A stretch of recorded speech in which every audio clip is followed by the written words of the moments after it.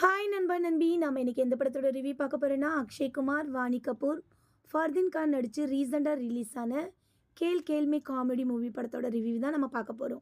இந்த படத்தில் அக்ஷய் குமார், ஆமி வீர், ஆதித்யா சீல், ஃபர்தீன் கான் எல்லாருமே பார்த்தீங்கன்னா நல்ல ஒரு ஃப்ரெண்ட்ஸ். அக்ஷய் குமார் பார்த்தீங்கன்னா ஆல்ரெடியே கல்யாணம் முடிஞ்சு ஒரு காலேஜ் படிக்கிற வயசில் ஒரு பொண்ணு இருக்கும். இருந்தாலும் ரெண்டாவது தடவையாக நம்ம வாணியை லவ் பண்ணி கல்யாணம் பண்ணியிருப்பாங்க.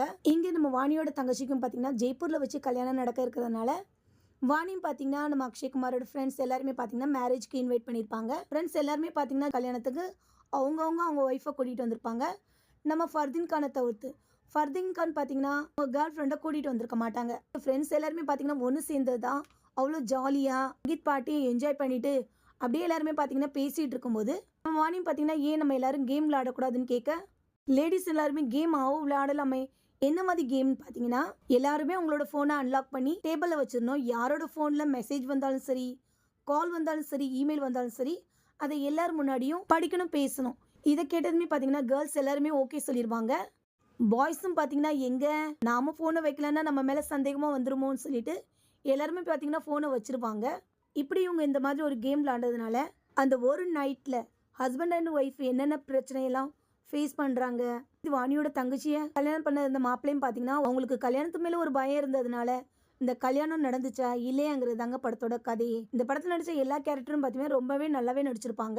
அக்ஷய்குமார் பற்றி சொல்லவே வேண்டாம். அவங்களோட நடிப்பும் சரி, ப்ளஸ் அவங்களோட காமெடியும் சரி இந்த படத்தில் ரொம்பவே நல்லா இருந்தது. அதே மாதிரி வாணி கபூர்னு பார்த்தீங்கன்னா அவங்களுக்கு கொடுத்த கேரக்டர் ரொம்பவே நல்லா பண்ணியிருப்பாங்க. ஆமி வீரை பற்றி சொல்லியே ஆகணும். இதில் ஒரு காமெடி இருக்கும். அதாவது என்னென்னா, ஆமி வீரும் பார்த்தீங்கன்னா அவங்க எக்ஸ்லாம் அவங்க ஒய்ஃப்க்கு தெரிஞ்சிடக்கூடாதுன்னு சரி ஃபர்தீன் கான் மொபைல் அப்படி என்ன எதற்கு போகுதுன்னு சொல்லிட்டு 2 பேரோட ஃபோனும் ஒரே மாதிரி இருந்ததுனால ஃபோனை மாற்றி வச்சுருவாங்க. இப்படி அவங்க ஃபோனை மாற்றி வச்சதுனால அவங்க படுற கஷ்டம் இருக்கே, பார்க்குற நமக்கு எதுக்குப்பா அப்படி ஃபோனை மாற்றி வச்சுக்கிட்டு பார்த்தியா, உன் சொந்த கையாலேயே சூனி வச்சுக்கிட்டேன்னு நினைக்க தான் தோணும். அதே மாதிரி ஃபர்தீன் கானோட நடிப்பும் சரி, ஆதித்யா சீல் நடிப்பும் சரி, நம்ம டாப்ஸியோட நடிப்பும் சரி, அதுக்கப்புறம் எப்போவுமே பேபி பேபின்னு சொல்லிக்கிட்டு இருக்க நம்ம பிரக்யா ஜெய்ஸ்வாலோட நடிப்பும் சரி, எல்லாருமே பார்த்தீங்கன்னா அவங்களோட கொடுத்த கேரக்டரை ரொம்பவே நல்லா பண்ணியிருப்பாங்க. மொத்தத்தில் இந்த கேல் படம் பார்த்தீங்கன்னா ஒரு நல்ல ஒரு என்டர்டைன்மெண்ட் படம். ஒன் டைம் பார்க்கலாம். ஒருவேளை இந்த படத்தை நீங்கள் பார்த்துருந்தீங்கன்னா படம் எப்படி இருந்துச்சுன்னு மறக்காமல் கமெண்ட் பண்ணுங்கள். அப்புறம் கூடவே நம்ம சேனலை சப்ஸ்கிரைப் பண்ணிக்கோங்க.